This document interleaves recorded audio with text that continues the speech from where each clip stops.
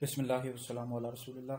एक सवाल है हमारे दारुल इफ्ता में ये आ रहा है कि मौला अली पाक रज़ी अल्लाह ताला अन्हु की शान में कितनी अहादीस मुबारका मरवी हैं।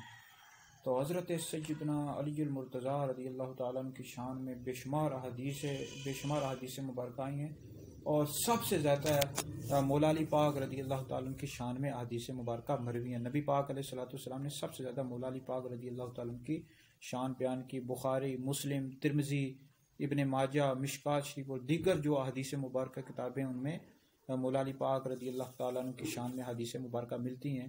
नबी पाक अलैहिस्सलाम ने इरशाद फरमाया, मैं इल्म का शहर हूँ, अली उसका दरवाज़ा है। कहीं किसी जगह फरमाया कि मैं हिकमत का शहर हूँ और अली उसका दरवाज़ा है। फरमाया कि जिसका मैं मौला उसका अली मौला, और मोमिन ही अली से मोहब्बत करता है, मुनाफिक अली से बुग़्ज़ रखता है।